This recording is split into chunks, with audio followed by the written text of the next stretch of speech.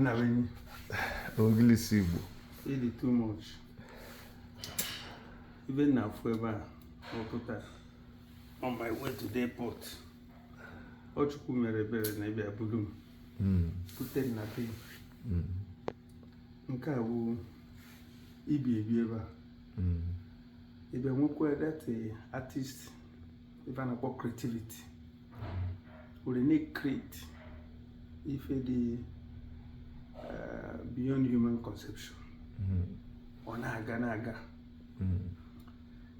Each room baleba does beautiful as rooms in Sheraton.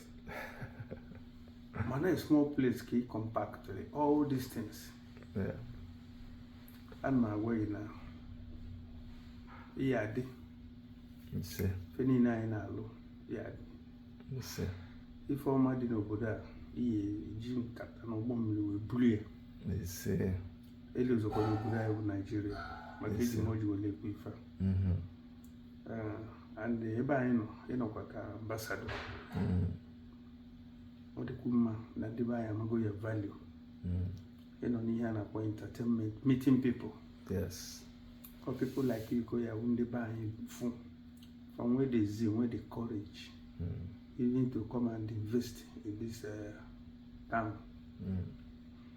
The buy about a bad thing. I could go celebrate Nike, the whole Britain polo, not Nigeria. Yes. Oh, yeah, we had a lot of deal, my everything. All by his own far. Mr. Nibai Chofa. But now South Africa captures the whole appetite in South Africa. If it's so true, and Buddha, I would have a mosquito. What half of a move? Why can't you go and buy a famous in the mosquito? Come and see, or and a statue for mosquito. Got at the Korean era in Sulu. Open all mosquito, Dutch Akonka. And they say our place. I will buy an iron so. I want to blow the sleek. China knew today who will give a selfie. Yes. Fatalize Bafufu. India knew today who will give a selfie. Fatalize Bafufu. I want to do to see Malon India, which are survivor. On a hard survival. And if you may have enough, they lose their language, they lose their culture, they lose their religion. And here is Africa, they know a false lie. I lose our culture, lose our religion. Because there are deities, they gonna buy.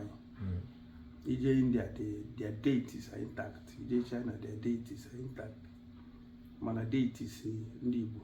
In a British Muslim, you see all of them. It has Eli. Man, even in a cycle. Ayano, Ayatafufu. Makondi Chuku for Nayana Tafufu. Etafu mana Chuku Nanya. Or you can't wait to equal Imakandibu Malo. If not, would they have found the China owner had a farmer with a farm today? Yes, would they have found the Israel Luta? Oh, yes. Owner Fatare, farmer with a farm today. Would they have India? Owner Fatare, farm ama with a hauta. If you couldn't do Muchuku, I can't do why Muchuku Jatafu. Afundi bona atago sinai bu Muchuku. That's why Jatafu in attack. Makaichoima. Iwe jụọ kedu ife Adam mere eji subject ka ọ taba afụfụ nye instrument o yeji ta afụfụ ọ ka na-ata afụfụ alụ today maka ya nwasị na Adam bụ onye aṅụrị na-agaghali nọ n'ụwa niile ọ lara ụlọ asị ya ngwa a ya ewepụtara ihe o yeji ta afụfụ ewepụtara ya nwa ewu onye dị easier to be influenced by eze ndị afụfụ weakways.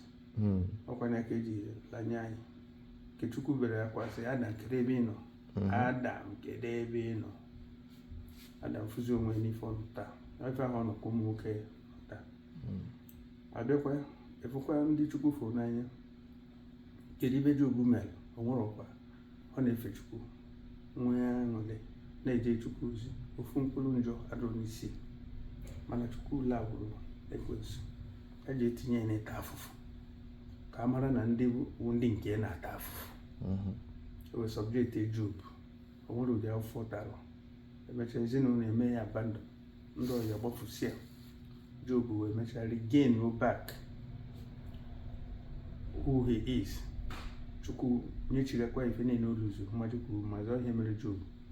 Iwe na-ajụ Lucifer je kpọrọ Jizọs Kraịst jee na wilderness, nwa Chukwu taba ya afụfụ dị ka Jizọs Kraịst mere nothing. Tagide ya afụfụ to the extent that na Jizọs Kraịst bere akwa si na ya vụpụ nye kọp wee maa na ugwu anaghị ebupụrụ mmadụ kọp. Onwe kọpụ ọ sị gị ya eburiri kọpụ ahụ. O wee mechaa buo kọpụ ahụ bute our salvation today. So anyị nwewo ndị Igbo bụ ụmụ Chukwu, o nwere ife ya eme anyị ata afụfụ, mana emechaa anyị eli ulu dịka Kraịst si eli nke salvation. Job lie nke enyechiga ife niile onwe, Adam lie nke long life. Anyị nwewo ndị Igbo ya enwetacha ife n'ụwa ụmụ Chukwu tara afụfụ na-enweta. Onye ka nje oji a wee na-akpọkọ Olisa bi n'igwe, onye ji aka dịrị n'onwe ya na-ekwe nwa ya nwoke bụ Nnawenye Chidi. Na ebe ọ bịara okwu obi ịta afụfụ inweta ife eji abụ nwoke, a na-ekwu ya enweta ife niile. Ụmụaka ịmụrụ n'obodo a ya survive, mana ihe na-eme ha na-asụkwa Igbo, na-asụkwa Igbo.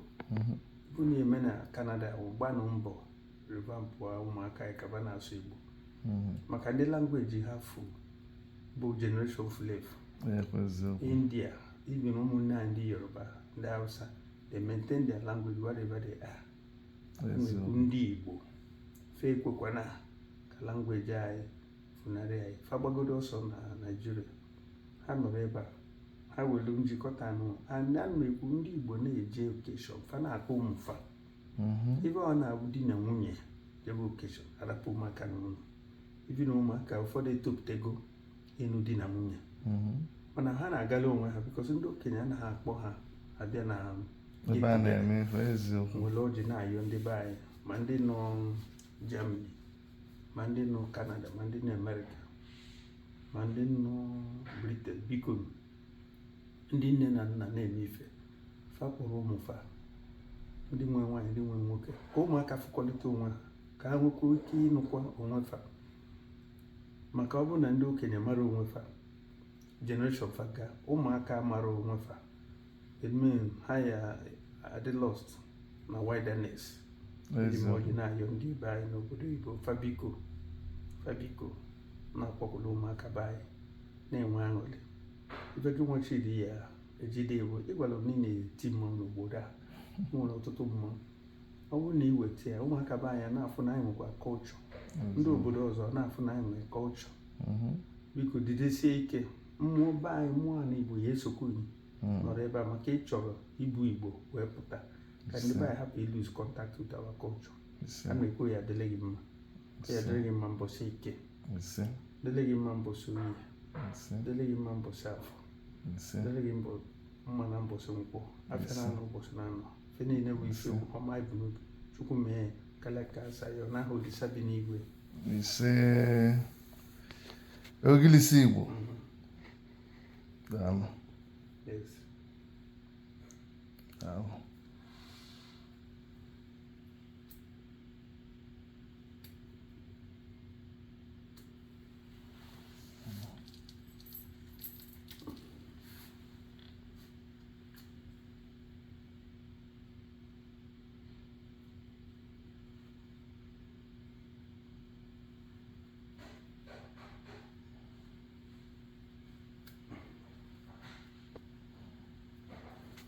Ndị mmakwu nwoke na ọjọọ amalite ụgba.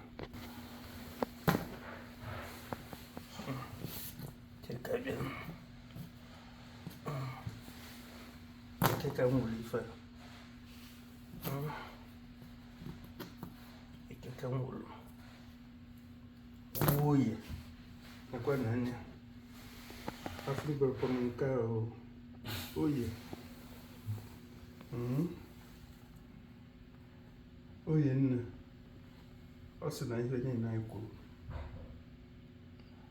chigoro aka ọ ji abalị ise mkpụrụ aka anyị aka dị n'aka ekpe dị ise wee tinye aka n'elu wee dọtuo Chineke na ife niile anyị kwuru ebe a wụ na Chukwu natala ya ọkwa ya onye ọbụla na-ekwe ọjị ewepụ okwu nke a na-emekwa na Canada okwu mbele ife mana nke a gosi ịdị lucky ịdị blessed nna benyi Ogilisi Igbo afọ m ya ife nwa ihe eme ka ụmụ ụwa malụ na oji Ogilisi gọlụ na Ontario na nke Chidi nna benyi o nyere ndị Igbo ife anyị kwuru n'okwu onye ka oji dị ise ji gbaa ise Chineke aka na ya ọ ya dịla anyị ma na Olise bi n'igwe ise daalụ daalụ dịbezi ndị okay